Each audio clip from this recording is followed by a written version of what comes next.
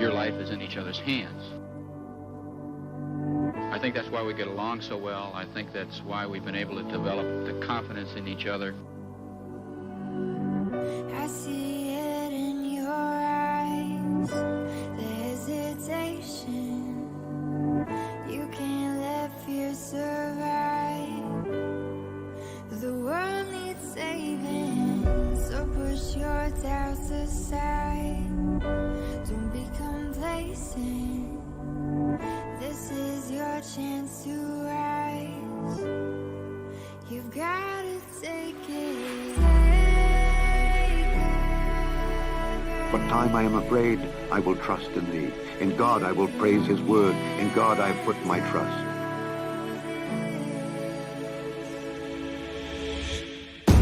Engines on. 5, 4, 3, 2. All engines running. You're only getting braver, braver, braver. Steady on till you scare the fear away.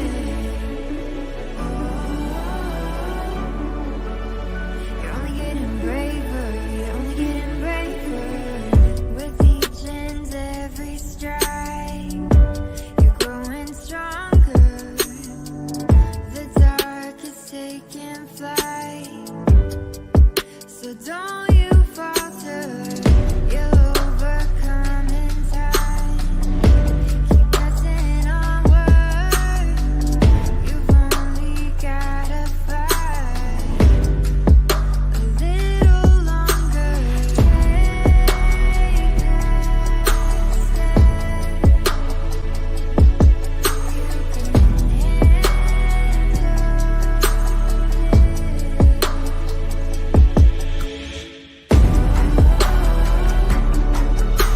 There's gonna be some danger, danger, danger. You're only getting braver, braver, braver. Steady on till you scare the fear away.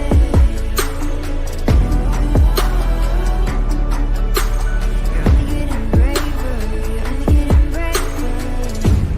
This is really a rugged planet.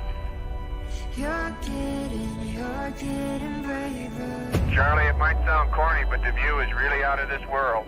You're getting braver. Be strong and of a good courage. You're getting braver. Okay, the guidance is coming in. Looks good. The Lord is my light and my salvation. Whom shall I fear?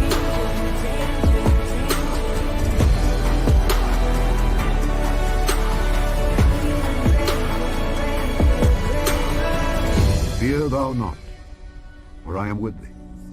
Be not dismayed, for I am thy God. I will strengthen thee, yea, I will help thee. Yea, I will uphold thee with the right hand of my righteousness. Well, hello and welcome to Idol Killer, a ministry dedicated to destroying those unwanted weights and measures. No, I am your host, Hans, and joining me this evening is none other than Franz. Hans and Franz, here to pump you up. You up? That's right. Well, welcome to the channel, Leighton. We're doing a simulcast, so this is streaming on both of our channels, and for the viewers that are out there, Leighton and I were having barbecue a week or so ago. And we're talking about how we needed to ditch the DadBods, and while we were eating a pile, and I'm not exaggerating, a pile of barbecue ribs. And you treated me. So when you're in Atlanta, I'll have to return the favor. Okay, deal. So, okay. Yes, and I'll wait until our diet's over before I come to. That way we can eat whatever we want to. There we go. Yeah, it was a great conversation, but we encouraged one another to get serious about our weight. Actually, I was already planning on starting on, I think the first, and you were mentioned that was when you were planning on it. Yeah, and we just separately, we both just happened to pick the first that we were starting our diets, and they're a little different, but they're very similar. I had been watching this guy named Dr. Berg on YouTube, if you look that up, and he does keto stuff, and it's kind of intermittent fasting with keto. And it is a carnivore type of diet where you're doing almost more pure carnivore kind of diet, which you could watch some videos on that as well. Whereas keto is a little bit different, but it's very similar. It's cutting carbs and sugar, basically, is what keto is. You're getting into ketosis. But you're doing the carnivore diet, and I'm doing a similar thing with a kind of more of a keto diet. Yeah, a couple years ago, I say a couple, it had been many, but I got serious about weight loss, and I did something called slow carb, which is it's from Ferris, the guy who did like the 4-hour work week or whatever, and he did like the 4-hour body, and I thought, well, I'll give it a try. So I cut out all starches, all breads, all sugars. I would have anywhere between like 80 to maybe 150 carbs, carbohydrates a day. I tried to keep it really low. It was mostly meat with some veggie. And I lost, it took me a couple weeks to get kind of through that where your body was like waking up and realizing, oh, we're doing this. This is serious. Yeah. And then I started incorporating some walking, and then I got to where I could actually jog. And then I got to where I was incorporating some running. And I got to say, I liked what I saw in the mirror back then. It encouraged me. I was like, yeah, I look pretty good. I felt better. I felt healthy. And that diet worked really well for me. But then about a year ago, I tried slow carbing again. And for whatever reason, I don't know if I just didn't give it enough time or I missed one of the key steps. I kind of just said, I'm going to start slow carb tomorrow. And I did it with very little preparation. And my results were disastrous, as you can see. I mean, clearly. Well, I can't, I have no judgment whatsoever. I know Jonathan would judge you if he were Jonathan. Somebody's asking if Jonathan Pritchett's going to be here because he's the health nut, that has abs. He would walk in here, rip his shirt off. It's already oiled and he's waxed and he's going to, that's how Pritchett rolls. No. I hope he watches this just for that, if nothing else. Okay, so let me tell you what motivated this, because I've lost the same 40 pounds at least a dozen times. I yo-yo diet. I tend to get up to a certain point and then I go, okay, I got to go on a diet again, and then I lose weight. Y'all have probably seen me do that. You see my face get fat, and then again, that's how I do my broadcast. And I don't know, that's one of the things I'm going to need help with, is maintaining it once I lose it. I don't have a lot of doubt that I'll lose it because I've just done it so many times before. Once I set my mind on doing something, I can do it. But what motivated me this time was not the weight as much. It was more pain. So pain's a really good motivator. Some may know I just hit 50. And, just your joints start hurting and things start not working like they used to. And just other health things start, coming up. I won't get details, but you can imagine what some of those things are as a 50-year-old man, some of the health things that you have to deal with. And I just happened to watch this video on YouTube, looking up something about joint pain or something. And it was this Dr. Berg talking about the keto diet. And he was talking about how sugar inflames. And he was going through all of these things about how bad sugar is for us. And so I was going, oh, well, that's easy. I can skip, donuts and brownies and that kind of stuff. That's not the big temptation for me. The temptation for me is chips and salsa and pastas. That's my big temptation. And then he was also explaining how your body will turn those carbs into sugar. And so it really ends up doing the same thing to you. So when you cut sugar and, cut your carbs down to where it's only like 10 or 20% of your diet versus what most of ours are is more like 50 to 70% of our diet. Most of us are eating way too many carbs, which is why the obesity issue is in the United States. We just eat way too many carbs. And changing that out to where you're eating a majority of good fats and a protein, and then just a small portion of carbs, is the healthier way to eat. And so that's kind of what I'm striving to do. So what's motivating me more now is not just the loss of weight. That's the motivation. Looking good in the mirror is always good, but it's the pain situation. So I just don't want, I just don't want to be in pain anymore. You know? Yeah, When you get yeah. up. The inflammation in your joints. You know, like I mean, I'm not going to get into all my ailments. You know, nobody tuned in to hear me complain about my big toe pain. Two old guys. Oh, my joints hurting. Next time we're going to talk about the kids on our lawn, or get off my lawn. But no, I mean I've noticed like there's like joint inflammation, like restless, sleepless nights, and not getting deep sleep, and being a little more prone to snoring and things like this. Yes. And from what I can tell, the slow carb or the carnivore diet both have very similar health benefits. And I don't plan on going full carnivore for the rest of my life, but it is kind of a good way to jumpstart transition into more of a low carb lifestyle and try and maintain that.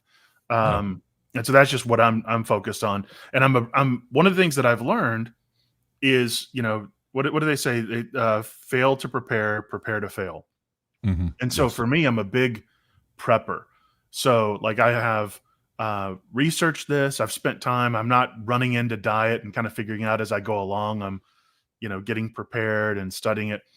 And I've also talked to a lot of people that do the diet, and they've given me different tips and things. And I'll put links in the description here on Idol Killer.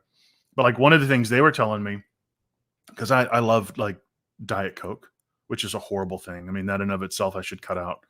But they said get some, and this is not a sponsor, by the way, but like Topo Chico, like mineral water. Mm-hmm. And they said, the carbonated water is good. And they said get some electrolyte flavored salts like strawberry. This is strawberry. So strawberry lemonade. So before I came on, I thought I got my electrolytes too. So electrolytes powder. They recommend this because you'll go through what do they call it when you're on a low carb diet? There's something you begin to have a fog and a real you're going through a transition. Your body's not having sugar all of a sudden, so you're going through withdrawals. And they say taking electrolytes every day helps to minimize that. You're still going to struggle a little bit the first week or so. But they said the electrolytes help a lot with that. So I just wanted to add that in. But then go ahead. You should increase your water intake. So we should start drinking more and more water while we're dieting to help our body kind of flush out those impurities. Keto flu. Yeah. Yes. And when that's happening, you'll also shed a lot of minerals that your body needs. So adding those electrolytes, those healthy salts back in is really good. But I thought, well, I'm going to try this. I mean, I bought a whole crate of this stuff at Costco the other day, and this just came in. So I was like, I'll go ahead and I'll mix them together like my friend said. And he did not warn me of the explosive reaction. I should have known. I mean, I went to high school. I should have known when you add I wish you were videoing that. That would have been fun to watch. I lost half the bottle on the kitchen counter and floor. But what I do have tastes really good. So I'm encouraged. But a word of warning to anybody watching, if you're going to do what I did, do it very slow. Mix it very slow, maybe in a cup, and gently stir it around as you go. But we have like little tips and things that we'll talk about. But one of the things that you and I think are very much in agreement on is this whole idea of just getting prepared, getting into mindset, getting serious about it. So when you start the diet, you're not having to figure it out as you go along, because you're going to struggle and you're going to get frustrated and your body's going to be hungry, and you don't want to put yourself in a bad footing to make this work. Yeah, and you want to get rid of the things in your house that are going to be a temptation. Put them in places, if you've got family that's not on the diet, you're not going to try to torture them, but at the same time, you can put things out of your normal cabinets that you're looking into, so they're tempting you. Like you said, having the supplements. One of the things they said is keto breath. When you're or carnivore breath, either one, you start getting bad breath because of what you're eating for some reason. And the one guy said take one of the chlorophyll a day, and that takes care of that. And so I was like, oh, okay, well, I'll grab a little bit of that. So there's some side effects to doing a low carb diet, but there's also ways to mitigate it if you just do a little research. And both you and I have done kind of our own research on this, where you're doing more of a pure carnivore. I'm going to do intermittent fasting with keto. And intermittent fasting is just when you stop eating around dark, 8-ish or so, and don't eat again until afternoon.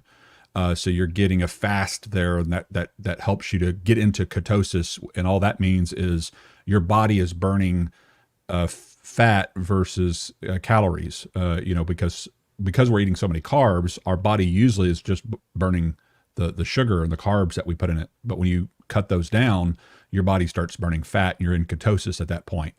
And so there's even test strips you can take to find out if you're in ketosis man, you're or way not. more prepared than I am. I need to get Well, the no, chlorophyll. well, links. helped me. You've helped me because I got these chomps at the store the other day at your recommendation, because you said, when you're starting to feel those hunger pangs and you need some sugarless snacks that taste good. I did have one of these today, and they're really tasty, and they have like no preservatives and all this stuff. So they just taste like a piece of meat. It's basically, just little snacks there. They're a little pricey, but that's the kind of thing you got to kind of just go with to make it happen. You're just doing it for 90 days, and so spend a little more to get healthy and get on the diet. So that's kind of what I decided. But you mentioned the carnivore, and so I typed in carnivore diet just to kind of learn more about it.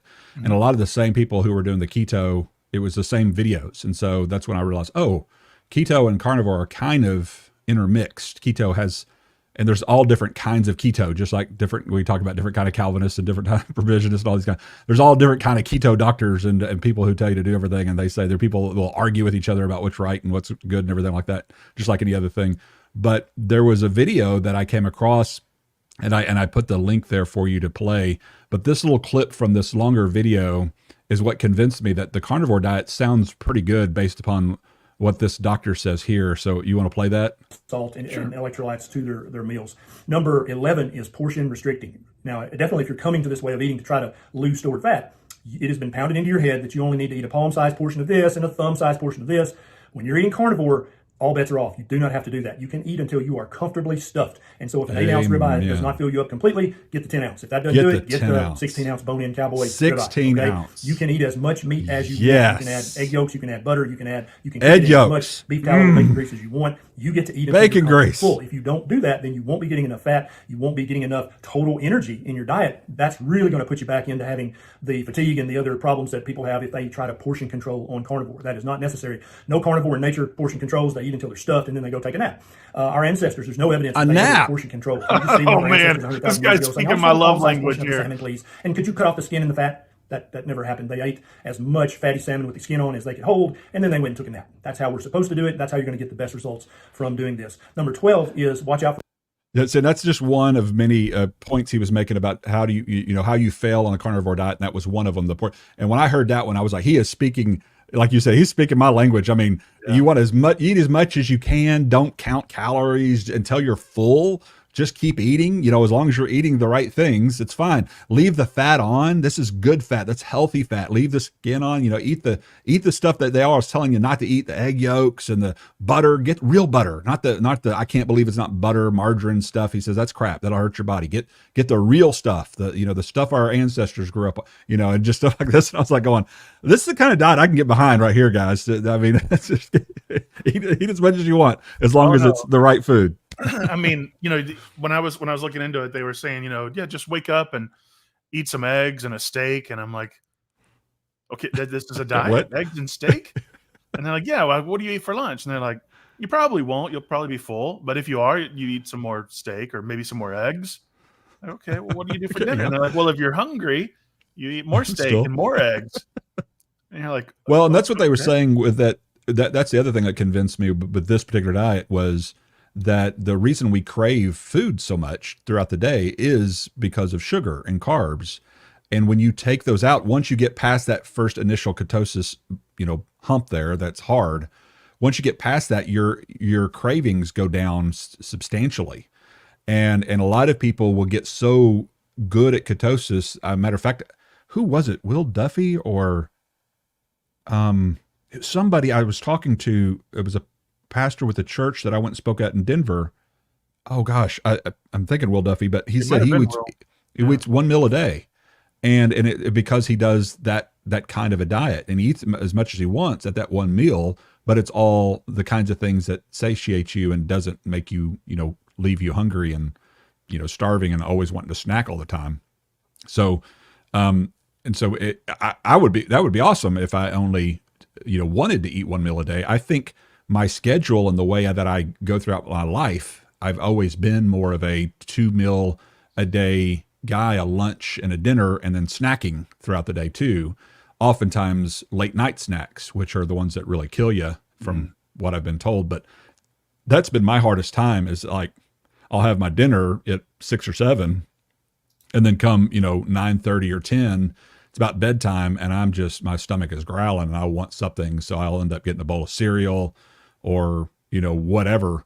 So that's going to be the hardest part for me, is getting to that point to where, at least on the intermittent fasting. And it may be that, if I'm doing the ketosis thing and I'm getting into ketosis, it won't hurt if I have one of these chomps or something at night, because I'm not breaking the ketosis. If I'm really struggling, I'm not going to be one of those hardliners that, on the fasting timeline or something like that. If I'm really hurting, I'm not going to kill myself on it, as long as I eat the right thing. And that's the thing too, where I think that just comes with experience, and we might call it age or wisdom. I'll go wisdom. You just go, I'm not going to ruin my entire diet, but at the same time, like if I'm hungry, if I'm hurting, I'll adapt and adjust as we go. I think that's the main thing, is not to be so rigid where you're like, I only eat at 6 o'clock. Maybe you get to that point where like you're doing like a 1 meal a day. Ideally what I would like to do is where I'm eating 1 meal a day that's protein rich, but I also have a small portion of fruit and vegetables, and that's all I'm eating. That and some water, or maybe some herbal teas throughout the day. But I've got a ways to go to get there. Yeah. I have to take some hard choices to get there. Somebody on the side chat mentioned, don't forget exercise. Let me say one thing about that. Then I want you to give maybe your plan, exercise plan. But a lot of people, what they'll do is they'll keep eating the same things they've always been eating, and then they'll just try to do running and workout and things like that. But I think every dietitian and doctor I've ever heard says that exercise is only about 20% of weight loss and weight control. And so you can work all day long and run all day long and do all kinds of stuff if you're eating real bad. Well, not all day long, obviously. If you're burning calories constantly throughout the day, you can eat a lot more. But my point is that doing exercise without eating right is going to be a lot more difficult journey for you, and you're going to have to work out a whole lot in order to make that happen. And so the recommendation Dr. Berg and others have given is, like, during that first 3 days, do like I can't remember what they call it, in a weight room, where you kind of just work out a few muscle, every muscle part, but just a few reps on every muscle part, and not over strain yourself, but circuit training. Just do a few circuit training where you're doing just working out every muscle for the first 3 days, and then after that, start doing light cardio and like walking 30 minutes a day. Elena was saying I was saying her name wrong. I'm so sorry. So I know your name, but she would say 10,000 steps a day. That's a good goal too. Something like that, where you're walking all the time, and weights, grabbing your weights, and those kinds of things as well. So those are all good. What I've learned is, when you bring this up, just like we're learning right here, is that there's so many people who have opinions about these things because they're dealing with it in their own lives and trying to stay healthy in their own lives, or been wanting to try to stay healthy in their own lives. And so, YouTube has all these resources for us out there, and it's just kind of trying to, weed through them and figure out what's best for you, and what's the healthiest, and what fits your lifestyle. But I was curious kind of what your workout plan is, your exercise plan. Well, I am entering into it slowly, because I have lived a rather sedimentary life over the last few years, mainly working behind the computer. So I'm now out and about. I'm a lot more active throughout the day, but I'm more inclined to grab a quick bite on the road, which is why those chomps are going to come in so handy, and just, having a little discipline, and instead of ordering a burger, just get the patty, eating that. So what I'm going to try and do is not focus so much on checking every box day one. I just want to get my dieting under control. And I want to do that for, 2 to 3 weeks. And if I feel well, then I'll start increasing my exercise. So I bought a, this is actually downstairs. My kids were playing with it, but I bought a little stationary bike that sits under the desk so I can pedal while I'm here working, or I can sit at the kitchen table and work on my laptop and pedal away there. But in about 3 weeks or so, the plan is to go in, and part of my exercise routine is clean my garage. And if you saw my exercise, be productive. If you saw my garage, you would go, "Oh, you're going to get some lot of deep knee bends, some heavy lifting, some squats. You're gonna be working out a lot." But I want to get the garage cleaned out and convert half of it into a home gym, and then the other half I'll use for crafting with my kids and little arts and projects out there. And so I'm going to slowly start introducing exercise once I get my diet under control. Because I know when I start losing weight, like there's toxins and there's just nasty stuff stored in body fat. And when that starts to get burned out, all of those start flooding through your systems and you can have headaches and feel awful. That's where like the keto flu or the carnivore flu will come in. Right. So that's why I'm going to make sure I've got my diet. I'm drinking my waters. I'm careful with my electrolytes. And when I feel like I'm on the other side of that, then I'm going to incorporate more bicycling. I've got a rowing machine, free weights, and then just calisthenics and start incorporating that. And you know, Facebook Marketplace is such a great resource too. I mean, you can find decent home gym equipment for, you know, pennies on the dollar and pick it up and throw it in the garage. And so that's my goal, is in about 3 weeks to start building the home gym and creating a routine. But for me, I'm very visual. So I'm going, when this is over, I'm going to Walmart for a few more last minute shopping details because I start tomorrow. And one of those last minute shopping details is going to be not just food, but also a calendar. And I'm going to have a big old red Sharpie and I'm going to put it on my wall in my bedroom. And at the end of every day, right before I lay my head on my pillow, I'm going to have this calendar right where I can lay there and see it too. I'm going to put a big red X and I'm going to mark that day off. You know what you should do too? Visual encouragement. Yeah, you know what you should do too is do the before picture. You take a picture of yourself with the big belly, you know, the way you don't want to look, you know, with the, you know, the way we're looking right now, you know, kind of that white pasty fat look, and the DadBod, you know, put that picture there, and then a picture of Jonathan Pritchett next to it.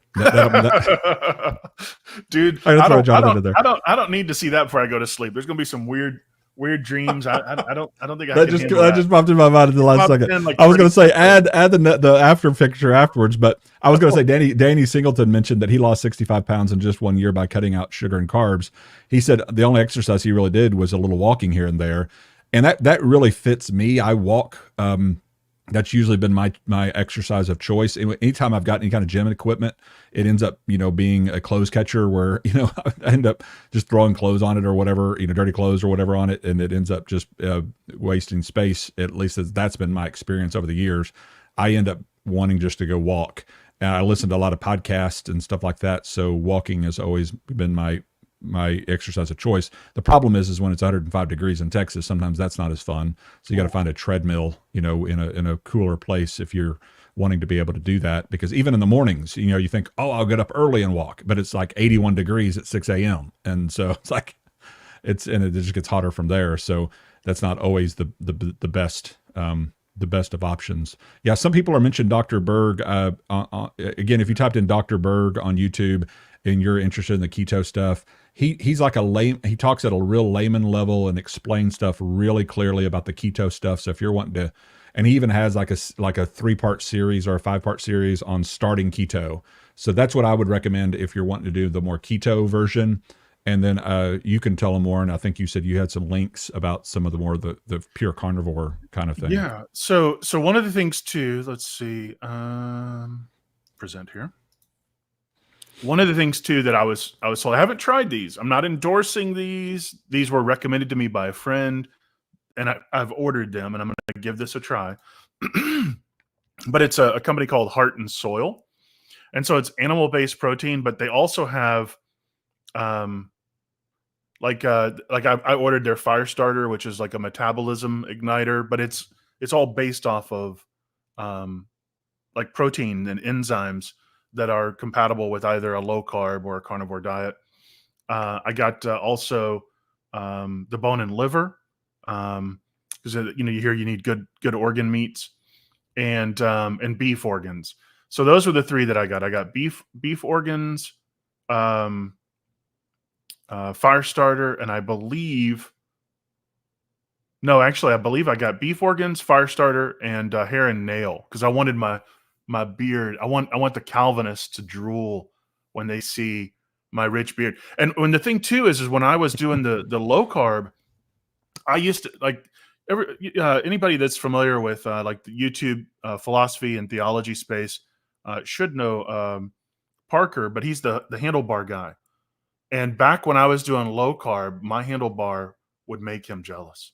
It was beautiful. I had the mustache wax, and like my children could do pull-ups on it. It was really nice. So I want to get the beard back. And that's one of the nice benefits of eating a high protein meat-based diet is your hair and nails does really well. Yeah. But then also you had mentioned, and I think you'd showed these, I'm just giving some resources here. And like I said, I'll have links in the description below. If you guys want to click on an affiliate link, that helps me out. But otherwise, you can just like I know Costco sells Chomps. I've got a couple. I've got their sea salt and then their regular beef. But these are good, healthy snacks. Like when I'm jumping in the car, I'll have 5 or 6 of these, a dozen of these, just sitting in the car. And this way, when I'm out and about, if I forget to get a snack or I'm in a hurry and can't stop and get something, I'm in a particular part of the state where maybe I don't have like good healthy options, I can just eat a few of these and it'll get me through to where I can actually have my more regular meal. And then there's this other product that I mentioned.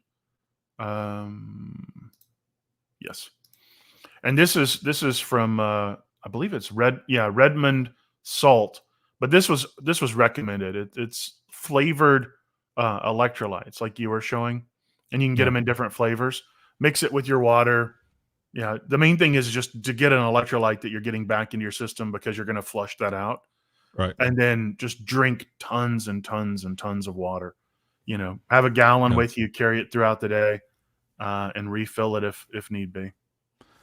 The other thing that was mentioned, it just ran out of my head, that I was going to also recommend. I'll have to come back to it. I totally forgot. You're on the keto diet. You're on the keto diet. This is a recipe Correct. I was going to share with you. I don't know if this is the one that I use. No, I remember. But what I'll do is I'll do my meal preps on Sundays. Like tomorrow, it's obviously a weekend. I'll probably just wake up and cook these. They're really easy. But I'll get eggs, the full egg. I'll dump a bunch of them into a bowl. I'll add some salt, some pepper, some hamburger or some sausage or some ham. Mix them up, throw them in a greased muffin tin, bake a couple of them, and then I can refrigerate them. And so again, like when I'm walking out the door, taking my kids to school and headed off to work, I can just microwave it really quickly, 30, 45 seconds in the microwave. And I've got a hot, tasty breakfast that is on my diet. It's real easy. And I've done all the work that weekend. I'm glad you went first on that because if you're like me, the listener, and you heard Warren say, I cooked this, and you immediately go, ugh. I mean, that's me. I just do not cook. I can fry an egg and things like that, and I can, toast a piece of toast, things like that. And there's obviously could follow some basic recipes on things if I really want to. I just hate cooking. I just don't. Getting all the stuff out and cooking, it's just not my thing. I just don't like doing it. And so even when I hear that mentioned, I automatically get discouraged because I think to myself, I'm probably not going to keep up with it then because I just don't like cooking. I'll end up going out or doing something different. And so I've gotten on with those meal delivery services. There's Cook Unity and there's Factor. I've used both of them. Both of them are, I would say, pretty much equally good. Cook Unity is a little better in my estimation than Factor.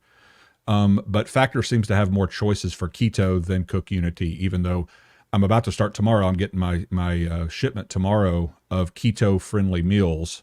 They're aligned with the keto diet, and they're sending me like 12 meals. So I'll have my meals for the week lined up. Now, the meals end up costing around, when you first start, they give you discounts. You can get them for like $5 a meal, and then eventually go up to like 10 or $12 a meal. But that's cheaper than McDonald's nowadays, you know? And so, and it's a decent, I mean, you put it in the microwave for 2 or 3 minutes and it's fresh. It's not ever frozen. So it's fresh food, and it tastes really good, and it still has all the nutrients.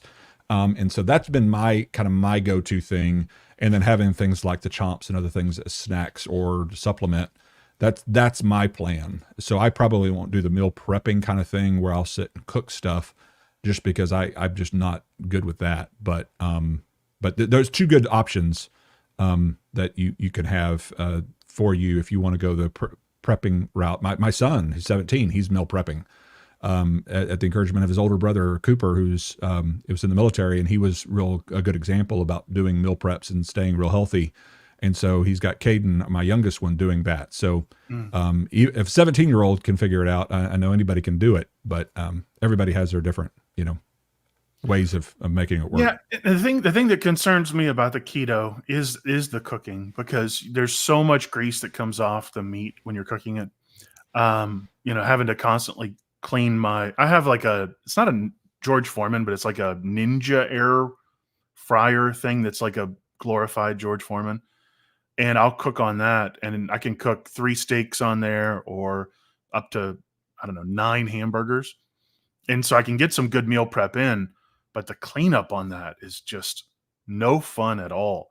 And I have a skillet, an electric skillet that I can plug in, and I'll use that to make the kids pancakes, or I can fry up sausage, bacon, or even hamburger patties for myself on there. But again, it's the cleanup. And so, I don't mind some cleanup if I'm anticipating it, if it's on like a Saturday or a Sunday and I've allotted enough time to get that out of the way. But if I'm going to have to do that in midweek, it just derails me. So I think if you're really good at meal prep and you're able to do it on the weekends or in a downtime, shouldn't be a problem. But like you said, Factor, and what was the other one? Cook Unity is the one. Yeah. And they send it, for those that don't know, they send you a kind of an insulated box. And it's packed with ice and things to keep it fresh, and they deliver it like on a Sunday or Tuesday or whatever day kind of you pick. I think Factor only did Tuesdays. That was another downside of Factor, because I could pick what day I want it delivered with Cook Unity. And so there's some days I was traveling or whatever else, I needed to switch the delivery date, and Factor didn't offer that, at least in my area.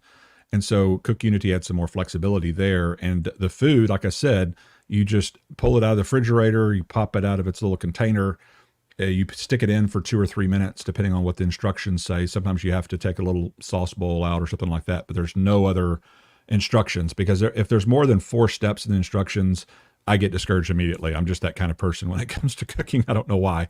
It frustrates those in my life that ask me to cook and want me to cook. But nevertheless, that's just kind of the way I've been. And so those kinds of prepared meals just work really well for me if I'm going to go on a diet. So that's been my choice of food options. And then when you're traveling, which I do a lot, you have to do restaurant eating. Yeah. And there are also good videos on how to do keto at restaurants. And you pretty much, from what Dr. Berg and others and I don't remember which one of the videos I heard this from, honestly, but one of them said, you just say, you can even just say, I have an allergy for, because the way they cook the food, he said they almost always cook it with all kinds of ingredients that aren't good for you that taste really good. And so if you tell them that you're, allergic to a grain, or I cannot eat grains, those kinds of things, can you, cook this, a slab of, meat or salmon or this thing, separately or whatever else, then you can get a cleaner piece of meat, they say. And that's if you're being real strict on the diet. I think if you just order, like if you go to Average, Cheddar's or Chili's or a place like that, you can get a piece of beef, a piece of meat or salmon, and a side of asparagus or broccoli or, some kind of a vegetable. and you're still on keto. Obviously, if you're not eating the carbs, Yeah. you just got to be careful because they say that there's a lot of things that have carbs in them. You don't even realize it has carbs, like barbecue sauce, for example. You know, you think you're eating ribs, you're fine, but you start reading the ingredients in the barbecue sauce and you realize, you know, a teaspoon or so of the barbecue sauce has, you know, a dozen carbs or whatever, and you don't even realize you're eating carbs when you're eating a piece of meat. Yeah, it's the sauces and things are, you know, that's one of the things about the carnivore. They said, you know, basically just a little bit of salt on the steak and, you know, that you're done with your prep. But Michael Beverly was noting the Instapot, and this is something that I've used in the past and I plan to incorporate in my carnivore diet. I'll go get one of those really large beef broth containers, fill it up, and I'll throw a pot roast in there and I'll just set it. And within 45 minutes to an hour later, I can throw in some bouillon. I can throw in a little bit extra. Some people on the carnivore diet are like just meat, salt, and water. You know, like we don't want to do anything other. I'm not religious about it. I'm not super strict. So what I'll do is I'll throw in some beef broth, a little bit of bouillon cubes, a little bit extra seasoning, throw the pot roast in, set it, and I can eat that for 2 meals. You know, a good pot roast, and my kids love it, and you know, now they're going to want the breads and they're going to want the veggies and all of that, but that's tough because they're not getting that. Yeah. No, I'm kidding. I'm kidding. Yeah. I was reading some of the side chat stuff too. There's some pretty good, there's some pretty good comments and suggestions on the side chat for those that aren't watching. Our listeners, Warren, are quite informed on this topic, at least the ones that are commenting. Oh yeah. But there's, I think there's a learning curve that comes with dieting. And one of the pieces of advice I heard on one video was from a guy who was just talking about, like you just said, sometimes what kills the diets is when you're so strict with yourself that you make it, you know, almost impossible to, you know, to stay on it, and to have a little bit of leeway, to give yourself a little bit of grace when it comes to certain things. And so it's one of those things that I think if you start off with a plan and get your stuff together, but also don't kill yourself. You know, a lot of people, they'll go work out for 2 hours at the gym for the very first time while they're starting this whole new diet plan, and they'll feel horrible the next 5 days because their muscles are going to be incredibly sore, and they're going to be trying to deal with the keto flu stuff that they're talking about because of all this, you know, the reaction of your body, you know, ultimately going through withdrawal from sugar. And they're thinking to themselves, I can never survive like this. This is the worst thing I've ever done. And then it's just self-defeating, and you end up wasting all that money for all the prep and everything that you're doing. So just take it easy when it comes to those kinds of things, and take it light. I think the way you described it earlier, you know, just not overdoing it when it comes to the exercise and those kinds of things. In fact, I honestly think most people, like, you know, bigger guys, especially like myself, I'm 6'4"-ish.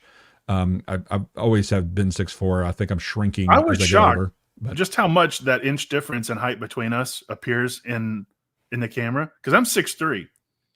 Or at least I also wear in height. I also wear lifts, so because I just like to tower over whoever I'm beside. So yeah, there's a rumor on the internet that you're Nephilim, and I've met you in person, and I'm suspicious. Yeah. Well, actually, I may have had my Hoka's on. Those Hoka shoes that I wear to walk in are pretty thick soles, so that could actually be. Man, I was feeling intimidated, man. But no, what I was saying, when you're a big guy, you can just stop eating, you know, carbs 5 days, and you're going to drop 10 pounds almost like that. For me to go up and down 10 pounds when you weigh 240-ish or whatever it is, it's just not that big of a deal. When, like, my wife is 100, I shouldn't say, I should never say my wife's weight out loud, should I?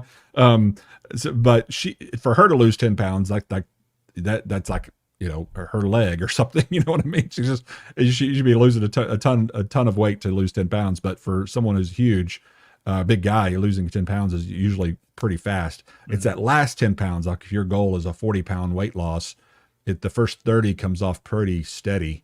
It's that last 10 that's always a little bit more difficult. But yeah, I mean, when I was younger, I did a water and juice fast for 21 days and lost a ton of weight. Felt great. When I was younger, I did organic vegan for almost a year, and my sweat would smell like flowers. Like people would remark about how, like, when I'd put a good workout in, how it smelled floral. You know, I mean, I've tried some pretty wild diets over the course of my life, but you know, I think eating meat, eggs, butter, that's pretty simple, pretty easy, staying full. And out of all the weird diets that I've tried over the course of my life, staying full is the one thing. If I'm hungry, constantly hungry, that's going to be nagging at me. It's going to be discouraging. It's going to be distracting, and it's going to be hard for me to get through the day. When I was organic vegan, I was doing it wrong. Of course, some people might say that diet in and of itself is wrong, but I was doing it wrong for the first 30 days or so, and I was starving all day, every day. Now I was younger and I had more willpower than I do at 40 something, now, but I was starving all day long, and it was horrendous for me to get through it. But now it's like, I think if I can just get full, stay full, eat throughout the day, even if it's a restricted, very limited diet. And this isn't like somebody was saying in the side chat, oh, that's not healthy. I'm not doing this for the rest of my life, but I am going to be doing it for the immediate future, at least until the first of the year, because the current diet I'm on is unhealthy. The current lifestyle that I'm on is unhealthy. So we go, okay, well, let's look at these diets that we're comparing here. We've got the one unhealthy diet that's likely going to lead to an early grave. And then we've got one diet that has been proven to reduce blood pressure, clear up, psoriasis. It's been shown to clear up ingestion and your gut biome and all of this. It's like there's actually a lot of really good health benefits for this kind of diet short term. But I do have a plan for coming off the diet as well. And so this is something we talked about being prepared for and making sure that we're not on a yo-yo. So one of the things that I'm looking at doing, and I've tried this before, but I got discouraged because I didn't get the weight off first. So I started looking at clean eating and healthy eating first without getting rid of the weight loss. So what I'm going to do now is get rid of the weight loss. And then I'm going to start implementing a diet where the meals are focused more on particular benefit to aspects of the body. So eating something that's good for brain health, eating something that's good for digestion and my blood pressure and that. And the clean keto diet is more geared that way. So you could transition from the pure carnivore to what they call a clean keto diet. Yeah. And that might be a good healthy alternative. Because that's what I was saying earlier, is the motivation for me is not just the weight loss. It's really just the health aspects and the pain, the inflammation stuff. That's more of what's motivating me now. So I'm very interested in the maintaining after the 90 days, which, by the way, we've committed, Warren and I, 90 days from now, which would be the 1st of January. It may be a day before or after, depending on our vacation schedules and those kinds of things. But we're going to have another follow-up broadcast in 90 days. And we're inviting all of our listeners that want to join in our diet. Now, you don't have to pick our diet, or you could do the keto, or you could do carnivore, or you could do your own. But you're committing to eat healthy for the next 90 days. And then you can jump on the side chat and let us know how you did. And Warren and I will share our results as well, which means I need to go probably weigh myself. It's been a while since I've even weighed myself. But see what I weigh now, and those kinds of things. That way I can have something to compare it to in 90 days. But also, somebody mentioned this, the plateaus. This is something that the doctors mention as well, is don't pay that much attention to the scales, because you will have some weight loss, a lot of water weight right at the beginning, but you're going to naturally hit a plateau to where you will be the same weight, may even go up in weight while you're still, faithful to the diet. and you get discouraged when you see that and you think the diet's not working, and that's just not true. The better measures really your belt and how your clothes are fitting, and you'll notice that you'll begin to fit your clothes will be fitting better, because your weight, you're going to go up and down based upon water intake and all those kinds of things, and a lot of different factors that contribute to your weight, and that often discourages you. At least it did me whenever, I didn't know that. And you start, measuring every day, and getting on the scale every day, and you're going, I'm up 3 pounds after all that. All the starving I did last 3 days. I can't believe it. And upset about it. And so that can, your energy as well. Exactly.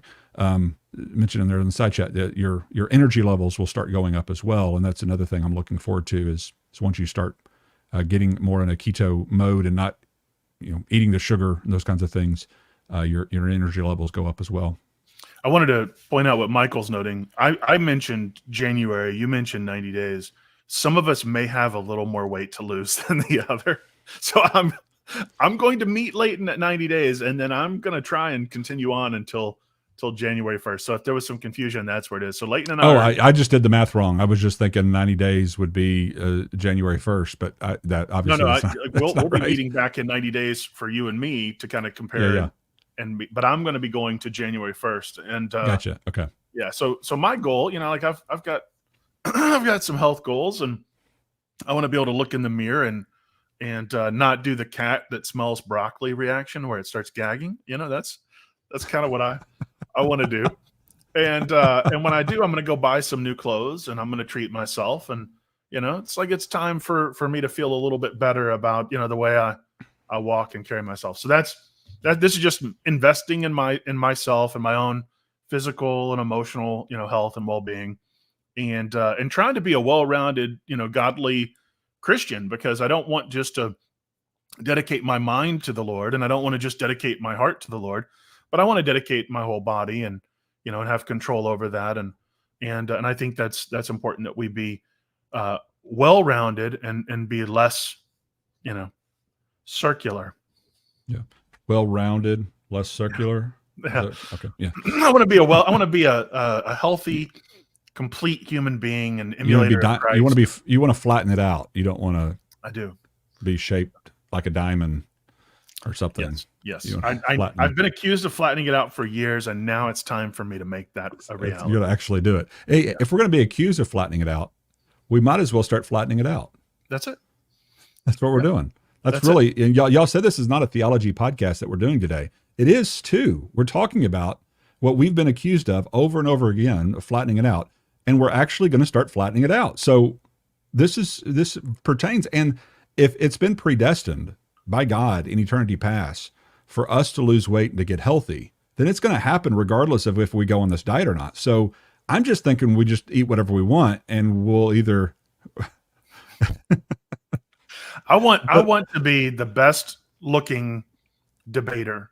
I may not be the best debater, but I want to be the healthiest. You're pretty darn good at debate. I want to be the healthiest, best looking, right? Because in this day and age, aesthetics and the external are everything, and substance is really just trivial. So, I want to show up in a nice, tailored suit and make a good impression. So it's really important for me to. Well, and the Calvi beard. Yes, with the handlebar. You wait. When we come back in 90 days, Leighton, you're gonna do the. I've got the mustache wax. I'm gonna have the full handlebar. Oh yeah. Yep. Okay. Well, yep. I'm looking forward to that. That's going to be a good look. So you just don't shave. It just starts growing. How does that? The hard part is when you drink your coffee in the morning like I do, and I'm going to be moving to a green tea and herbal tea, unsweet, starting tomorrow. But when you drink your morning beverage, you get soggy whiskers, and it gets really bad. And so what I do is I grow the whole thing out and I pull it around. But what some of the guys do is they'll trim it really short over their mouth, and they'll just grow the outside out. So it's a little bit more of a manageable, handlebar, so you can actually eat and drink without getting food in your mustache. And I haven't figured out if I'm going to trim the lip and grow the sides out, or if I'm going to grow the whole thing out and be old school. I want to give Parker a run for his money. So I may try and grow the whole mustache out. It'd be fun. This is the longest I can stand. If my beard gets much longer than just this right here, it just bugs me. I can't do it. Same with my hair. If my hair gets very long, a lot of people have long hair, and I don't know. I guess you get used to anything, but I can't get used to it. Did you ever see the Disney cartoon, The Sword in the Stone? It had like Merlin and King Arthur as a young kid, and they turned into squirrels, and a girl squirrel had a crush on him. It's all I remember. Yeah. Well, Merlin, I look like Merlin when I grow my beard out because of all the gray, and when I have the handlebar and I don't style it, I look like a disheveled wizard. So I'm hoping that comes back in style. Michael Beverly is challenging you to a beard growing contest. Based upon his avatar there, he looks like he's already ahead of you, but I don't know if that's what he really looks like or not. Atheist versus Christian going to the mat over beards. Yeah. We can do it, Michael. We can do it, man. Yep. I know. I've got mine trimmed at a 3 about 2 weeks ago, and I'm not trimming it moving forward other than the neckline and the cheeks. Okay. That's all I'm doing. So we'll see, Michael. Well, that's gonna hinder your weight loss, because you're gonna get a heavy beard. Well, see, when I weigh in 90 days, I'm gonna keep the beard. January 1, I'm gonna hopefully, if I get the weight off, you're not gonna see a beard anymore. Oh, you're going. I'm going naked. I'm going naked. I'm gonna get rid of the beard. Yes.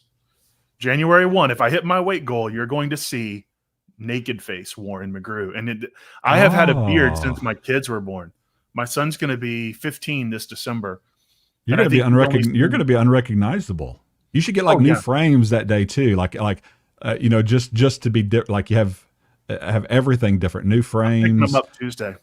Oh, you already got new frames coming. You shouldn't reveal them. You shouldn't reveal your new frames until January 1st either. That way it's all surprise to everybody, because you'll have a clean face. You'll be thinner face, apparently, because I think that's where it shows up the first, from what everybody tells me, is once you get on carnivore keto, your face thins out quite a bit.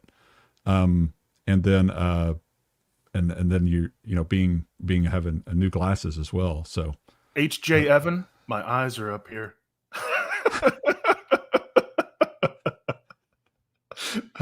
All right. I'm sorry. I'm having too much fun. Yeah, no, but I think it's important that we hold each other accountable. I think it's important that we encourage each other, and like they say, what is it? One stick is easily broken, but a bundle is not. And so it was rather fortuitous that we both were deciding to do this at the same time, and I'm looking forward to you holding me accountable. I don't know how much of an accountability partner I'll be for you, but I'll try. I'm sure there's something about having, a group of people who know what you're going through. Our listeners all now know this is our goal. This is what we're doing. I know that y'all know that. And so there's that accountability from not only each other, but our listeners, who are going to be expecting us to get back together in at least 90 days to talk through this and to see how we're doing. And I'm looking forward to the energy boost that they talk about, the less pain, and the other health benefits that Dr. Berg and others mention when you cut sugar out of your diet. That dramatically, there's just immediate, and there's all kinds of testimonials and all videos after video after video of people who've gotten off sugar. Matter of fact, on the side chat, there's been several people who've said it, that their energy levels way up, they've lost a lot of weight, a lot of their health, some people have different health issues that they've been diagnosed with X, Y, or Z, and I'm not going to name what they are because I'm not a doctor, but they'll say it completely gone. I had this, and this, and now I'm at clean bill of health just by getting on off of sugar. Mm-hmm. And then others will say things like, not just arthritis, or your energy levels, or just feeling a lot more engaged in conversations, and your ability to recall and think, is you feel a lot sharper. And so a lot of those things, I think, are benefits I'm looking forward to. Oh, no doubt. I mean, to be more level-headed and clear and alert.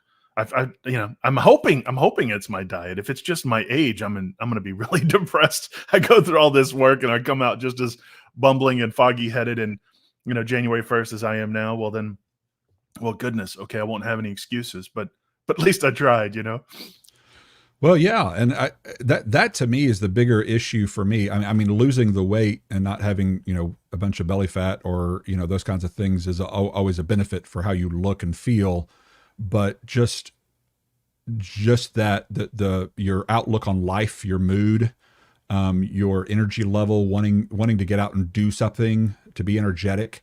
I just notice how easy it is for me to become lethargic and just kind of sedentary. What do they call it? Sedimentary. They were making sedimentary. Sedimentary is the rock formation. Sedentary. I think it's sedentary. That's the like you're sitting. The same word, isn't it?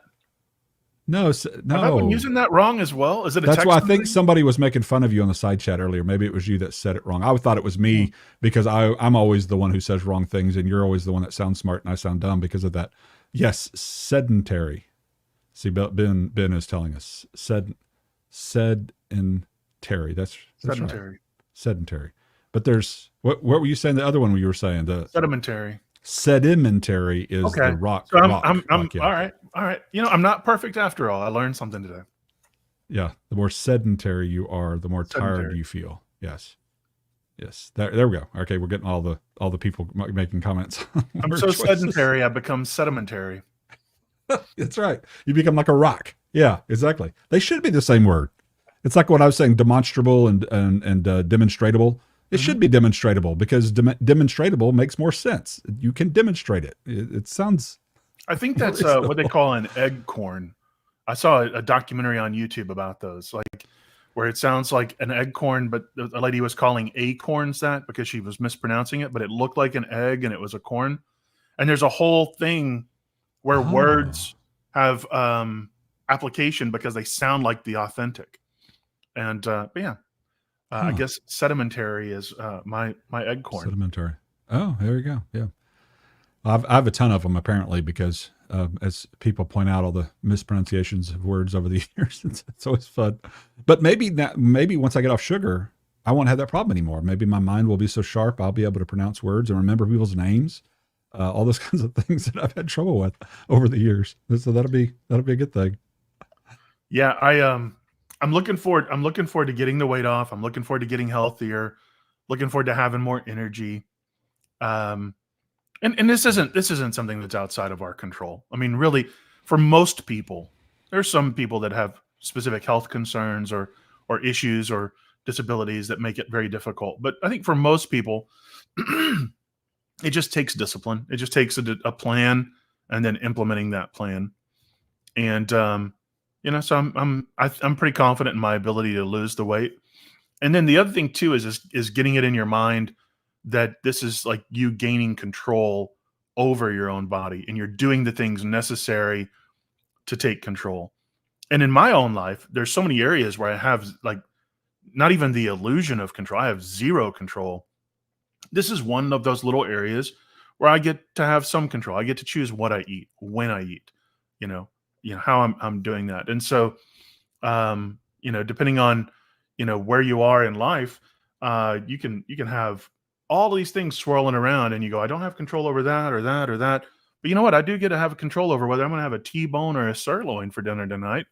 Yeah. And, and so I'm going to have control over whether or not when December rolls around, if I'm still sluggish and feeling certain parts of me jiggle that I don't want to, or if, I'm going to be lean and mean and have a new wardrobe, so I'm making those choices. Well, honestly, that's one of the reasons I liked this diet. The clip we played earlier, when he was talking about, and I love eggs, and I can imagine I can't imagine a situation where I'm feeling hungry where I can't fry up a couple of eggs and, or, some kind of beef and put some meat with it, some kind of a cheese.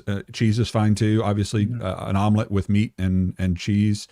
I can't imagine that not satiating my hunger pangs at a certain time. And as long as you're not eating those carbs, you're staying in ketosis. And so even if you're not doing the full 16 hours or whatever it is, if you drop it down to 14 hours or 12 hours of a fast, or you don't even do a fast at all, like you're not doing a fast at all, you don't have to do the fasting. It just helps you stay, and it helps you get into keto faster and to stay in it faster. And you tend to lose weight a little quicker that way, but that's just not, I just usually don't eat breakfast anyway. I'm usually one of those guys that gets up and have a coffee, just a black coffee, and I'll forget about breakfast if I get to working on something. And I don't even think about food until noon. So it just works for me to do that. It's the nighttime, trying to stop after 8 p.m. That's harder for me. Skipping breakfast in the morning is not a big deal. I was never a breakfast guy. And then I read Tim Ferriss's 4-Hour Body, and he was talking about how first thing you do in the morning is you eat X number of grams of protein, egg whites, and like turkey sausage, make a little microwave omelet or something, and that ignites the metabolism. And so when I was doing slow carb, that was one of the things I implemented. I forced myself to eat breakfast, and I noticed that now I was getting hungrier earlier in the day. First, I wasn't hungry until like 2 o'clock because I'd eat breakfast when I normally wouldn't. But as I was being more diligent with that, then I'm like, it's 11 o'clock and I'm starving. Like, when did this happen?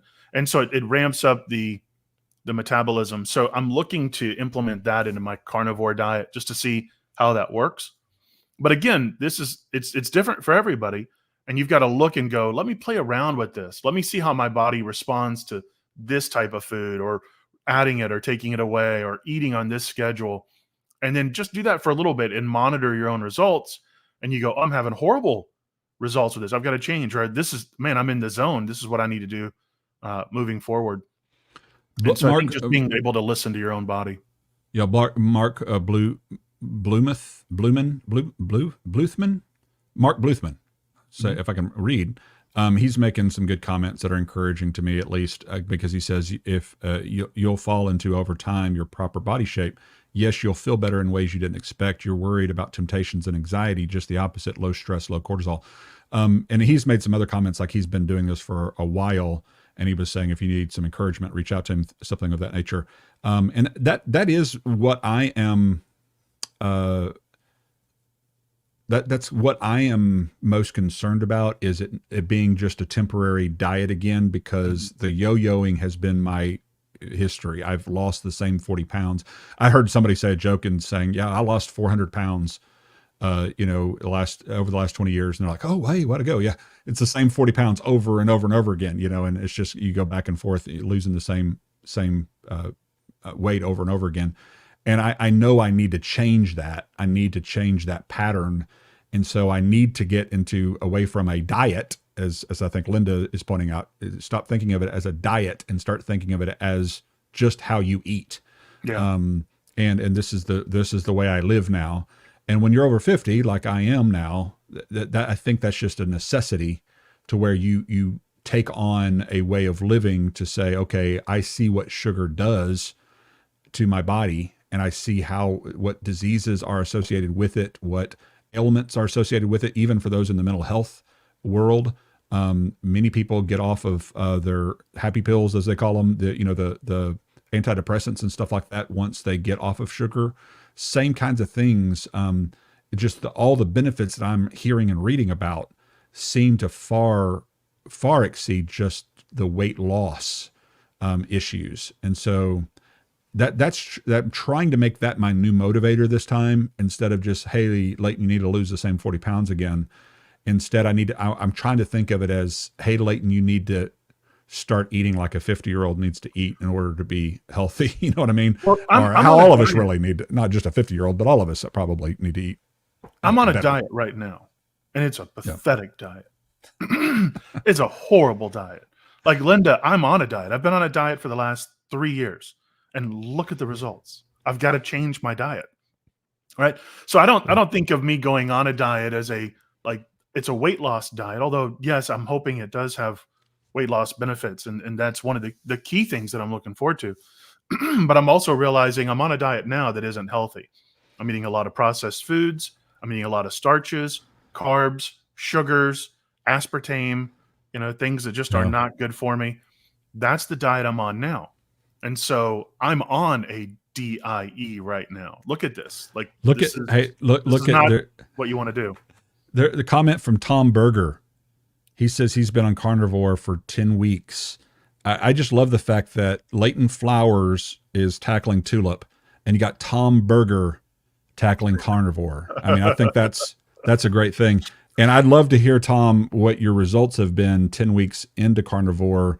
Do you recommend it? What are some good, bad things? Maybe if you want to put in the side chat there, we can look for some things you've experienced in your carnivore journey. Obviously, to go 10 weeks, that's a pretty good long time. He's almost to the 90-day mark himself. You know, I mean, yeah. he's right around the corner. I'm curious as to the results for you and how that's gone for you, Tom. So fill us in on the side chat if you don't mind. I'd love to hear that. And the fact that you have the name Burger just makes me hungry. But I think that's great. That is awesome. It's funny. You know, and there's people that have been doing this within our community and at large for years. And, you know, there's a wealth of resources and tips out there that people can share. So you know, after the video ends, feel free to go into the comment section and like post what your daily or weekly, you know, routine is for like what you're eating and what you're seeing working, and like let us know and warn each other, you know, hey, I tried this and had horrible results, but I modified it and went, like give us that feedback, because, you know, this is something that, you know, we're going to continue to try and modify and adapt as we go. But yeah, we've got a great community here with a ton of resources, and I'm excited. I mean, genuinely, I'm curious. My mom is a nurse, and she's been doing keto stuff off and on throughout her life, and she has some bread, keto bread. And I was like, isn't that an oxymoron? How do you have keto bread? I mean, but it's made out of cream, and I don't know, it's made out of something besides flour or whatever. And so it has like 1 net carb per slice or something like that. And I saw some of it at Whole Foods and picked it up, and she was going to give me some when I saw her on Monday. But I'm curious if any of you who have been on these diets have had that bread. I haven't had it yet, or if it's legitimate. Because if I can make a sandwich, because mayo fits on the keto diet. If you get, they want you to eat good fat. You know, they want you to have good fat. So I can have mayo. I can put on turkey breast, cheese, lettuce, tomato, and use that bread. I can't imagine not being happy with being able to make myself a sandwich like that when I want one, because it's not about, you know, it's not about cutting, cutting calories. It's about cutting those carbs. And if I'm cutting the carbs and staying in ketosis, it really doesn't matter if I choose to keep eating. Now, people are telling me that I won't want to keep eating near as much, because of once you get into ketosis and get past that hump, you'll lose the desire to eat all the time like you have now. But anyway, I'm just wondering if anybody had that. Well, Ben's saying their keto bread is better than regular bread, but it's a bit odd. Okay, maybe there's an odd taste to it. Egg white bread. Darth Rocker's saying it tastes a little bit like rubber. Even with a lot of mayo on it, like. But see, I mean, that's going to help build the jawline, right? I mean, we've seen those things you can bite, like Joe Rogan was showing us. So just eat a lot of keto bread and you'll build your jawline. Alana was asking about organ meats. I at the top of the hour, I referenced Heart and Soil supplements. I'm going to put some descriptions in the show notes. But I have some supplements coming. They should be here, I think, Tuesday. And so one of them is like a if you don't like liver, you can take some of the supplements instead. Yeah. And I remember hearing that too, that they said, you know, you can eat the normal things are like salmon and turkey breast and chicken breast, those kinds of things. But they were saying there's certain ingredients in organ meats that, you know, not all of them need to be organ meats, or even a majority, but every once in a while, organ meats help with several key ingredients that keep the diet balanced. And so again, the experts like Dr. Berg and those people can tell you why that is. But yeah, I remember hearing that too, that having supplement or eating organ meats like liver occasionally is helpful. Yeah. And so they have, the ones, like I said, at the top of the hour, the one I got was Firestarter, which is a metabolism kind of booster, but it's based off of like the keto, beef organs, and then something for hair, nails, and skin. And that link will be in the show notes, you said, because I need to get that too. I don't have Yes. that one. And the website, and just in case I forget and get busy, it's heartandsoil.co. But I'll put that in there. Or you can get it on Amazon and use my affiliate link, which will be in the description if I remember to do that, and I might make 10 cents per order or something. But oh, cool. But yeah, so that's what I'm going to do. And then I need your link for the chloroform pills you were talking about, because that's I don't just want Amazon. You just type in chlorophyll on Amazon. You could pick one of them. This is just the one chlorophyll. I think that's the chloroform.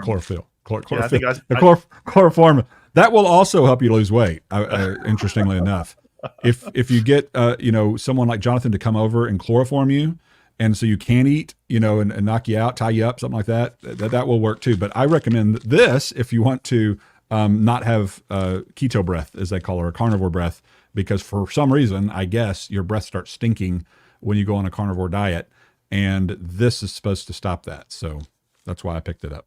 Yeah, the chloroform will actually make you sedimentary, I think. Yeah.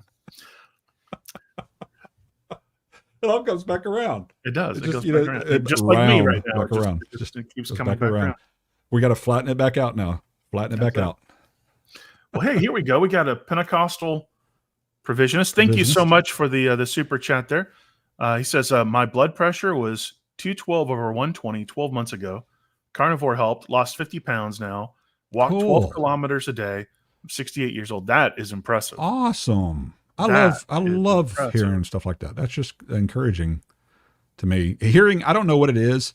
When you hear people who've had success on a diet you're about to start, it's just really encouraging. Like, it's just this feeling of, oh, this can really work. This is actually going to help. It's going to get better.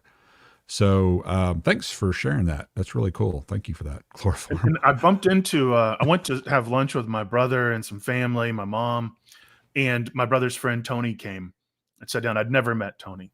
And Tony was telling everybody about how he'd been doing carnivore for 3 months.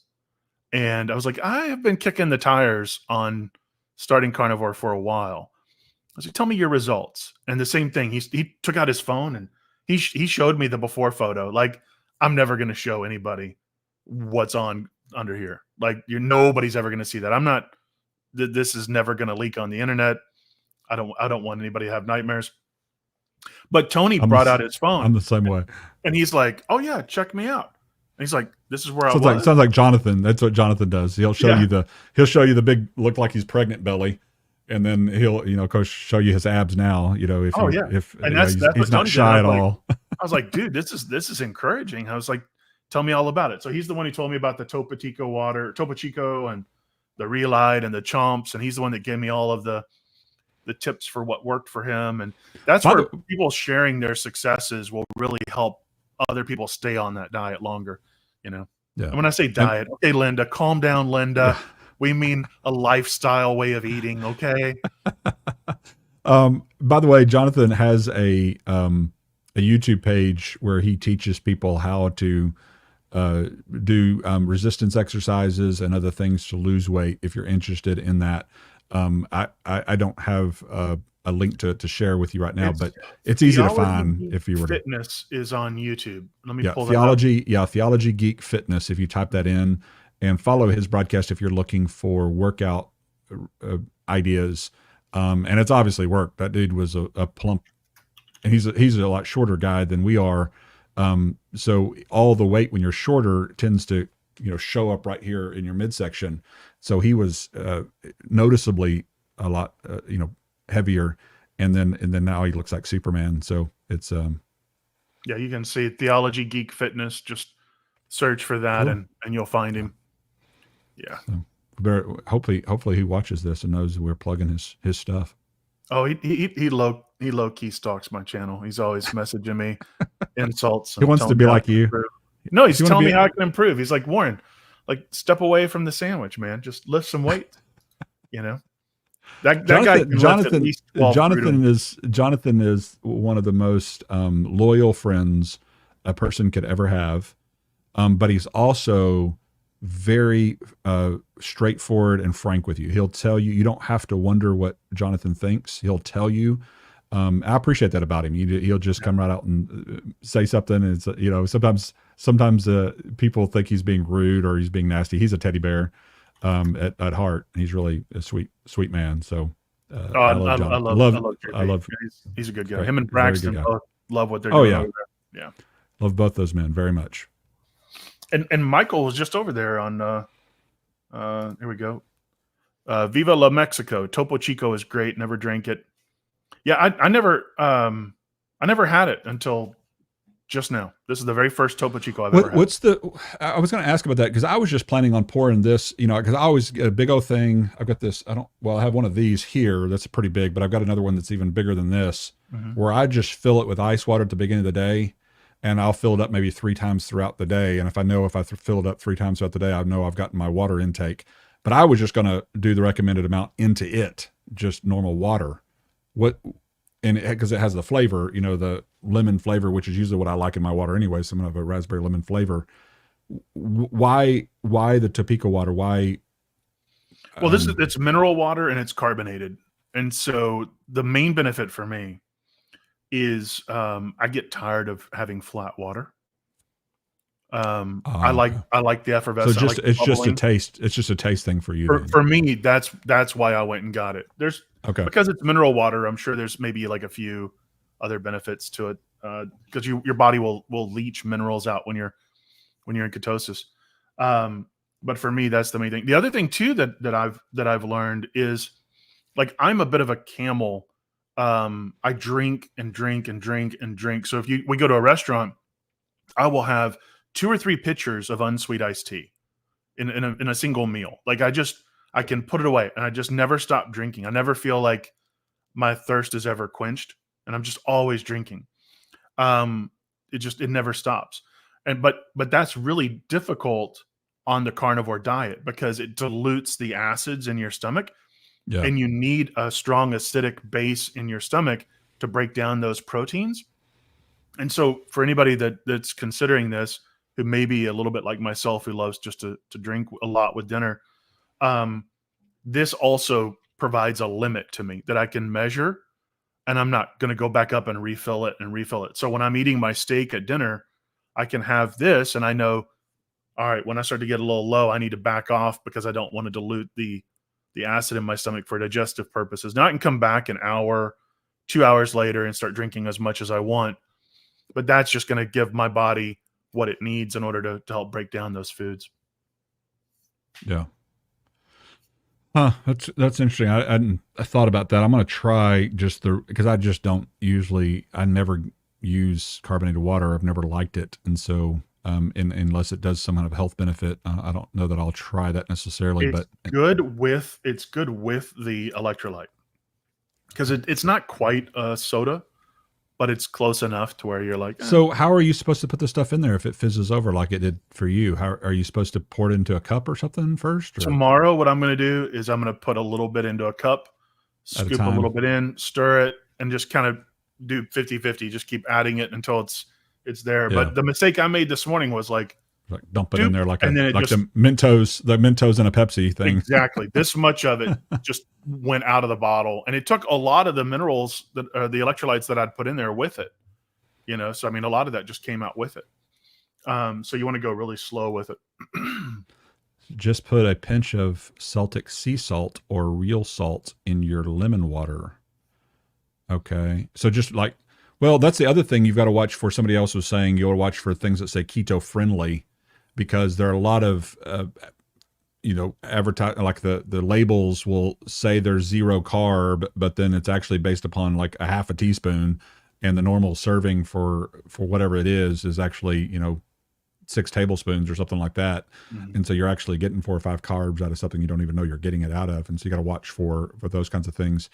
And so I've got those little lemon squirter things that I've used for my water for years. And I'm learning there's only certain kinds that are use stevia that's, better, that are actually, don't have sucrose or whatever, sugars, added sugars in them that I need to switch over to if I'm going to stay in ketosis.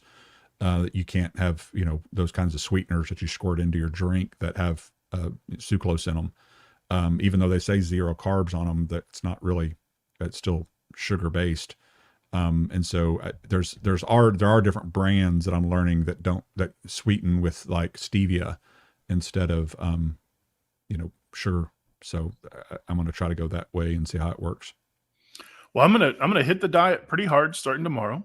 I'm gonna monitor my weight loss, keep little journals, probably weigh in every morning and just be like, today, such and such date, I weighed this much, and just do that every day so I can kind of track it, see the fluctuations.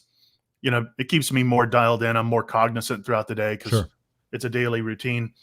But then in about 2 to 3 weeks, that's when I'm going to really start ramping up. I say ramping up. I'm going to go from 0 exercise to a little exercise. And then I'm going to see how I feel. And then I'll add a little bit more, Well, it's just little things too. Like if you're watching a sports event, standing up and walking in your living room while you're watching it, or, you could, a lot of times you can do like a squats or doing something while you're watching it. It's getting up and moving. Or like you said, the little pedaling thing under your chair. There's little tricks that you can do that just keep you from being, just a lazy bum on the couch all day long. If you just, a lot of times you get the watches and the timers where it goes off and reminds you every so often, have you walked around? And even just getting up and walking around, even for 5-10 minutes, every so often makes a ton of difference.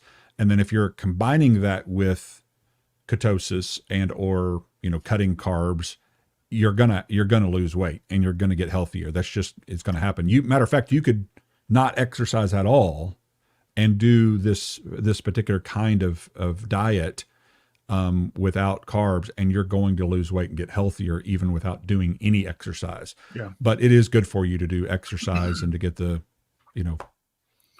well, and as we get older. And as we get older and better looking, we also want to stay, flexible and be able to move. Like I'll watch some of the elderly people as they're walking through the neighborhood, and I'm like, when I'm 80, I want to be moving as quick as that guy. I don't want to be moving as slow as that gal. So I'm trying to dial in and go, what can I do now to make it to where I'm more likely to be that kind of person? And as I'm raising my children, it's the same principle I tell them. I'm just applying it to me. What kind of man do you want to be? Well, then what do you think that man would do? Well, do those things, and congratulations, you're that man. And eventually, you're going to get more and more in line with who that person is, because that's going to be more and more of who you are. And that's kind of how we as Christians emulate our own lives around Christ. We think of him as the ideal person, and we go, well, how would he respond? The old WWJD thing. But what would Jesus do in this situation? Well, that's probably how I should respond. I should be, speaking truth and love, and, being long suffering and patient. And the more we conform ourselves to him, the more we become, better emulators of him. Well, it's like, what sort of exercise regimen would we expect Christ? Would he be sitting on the couch eating a bunch of chips and watching the game? Or, maybe he'd walk the dog and just, be out there and talk to people he encountered. So I'm trying to be more active in my own life. Well, and also, as they talk about your body as a temple, it gives you the energy and the desire to be more involved in not only your family's life, but in the life of people at your church, and investing in other people. When you have that energy level, when you're not taking care of your body, your spirit is affected by that. So the whole holistic, approach to discipleship, I think, is so vital to who we are as Christians. And that's underplayed a lot, because, in the United States, you're really stepping on toes. And a lot of times, as Jonathan Pritchett will point out, the pastor is obese, or, having so many of his own weight issues that he won't talk about it himself. And so oftentimes the church isn't addressing the physical side of things because they see it as a unimportant issue. But the reality is, I think I've learned, and by watching people around me in my own life too, that when I'm not taking care of myself physically, it affects all the other aspects of my life, whether I want it to or not. And when you just let things go, and I've never been one to just let myself go. I've always, like I said, I've always tried to lose the weight. I try to walk regularly. I try to eat decent foods and cut out the sodas and all those kinds of things for years now. But I just staying on top of it and staying accountable, is, I think, a really important part of that. And I hope that this will be kind of a first step in a new way of living lifestyle for me, at least, to where I'm just cutting that part of my life out, the sugar part of my life out, that's causing, I think, unnecessary inflammation and other. I've even heard people's vision. They were talking about even somebody's vision got better after getting off sugar. Like even their prescription changed to be something lighter than it was. They still wore glasses, but things like that, because once you get off sugar, there's so many effects that it has that, and I'm just curious as what it's going to be for me. And what diagnoses that I've had or what issues I've had getting older are going to possibly go away once I get on this. So that's what I'm looking forward to. Yeah. I mean, the health benefits alone, are going to be worth it. And then, I mean, the added benefit is our viewers are going to have less to look at, so they're going to benefit as well. Yeah. We're going to be pretty. Oh man. prettier. No, I'm excited. I really, truly am. And I feel like I've got a good plan for it. Now I just need the discipline and to stay, motivated. Like you can see behind me, motivation is what gets you started. Discipline is what keeps you going. And that's going to be my reminder it's like I'm motivated, but I have to be disciplined and have to do the right things in this moment and then in the next. And then in the next, and you create a lifestyle of being disciplined, and you're going to get the results that you want. Well, I'm looking forward to it. Well, I know you and I will probably talk, I know we will talk. You and I message each other quite regularly and talk, Warren, because we're friends. But I look forward to getting together in 90 days to talk about our results, and then maybe again January 1st to kind of see where we are as a follow up. From that, because I think holding each other accountable on that and relating it to what we always talk about with regard to theology and spiritual growth and all those kinds of things, I think they do relate. Obviously, this is not a normal topic for Soteriology 101. And if you notice, this isn't on Soteriology 101. This is on Idol Killer's page. It's just where all we talk about is health and fitness and weight loss. That's all we do here at Idol Killer. Well, so if you're new to the channel and you want to get the idol of sugar like these, comment, sugar, sugar, the idol sugar, right? Right. We're getting rid of the carb idol, right? Yep.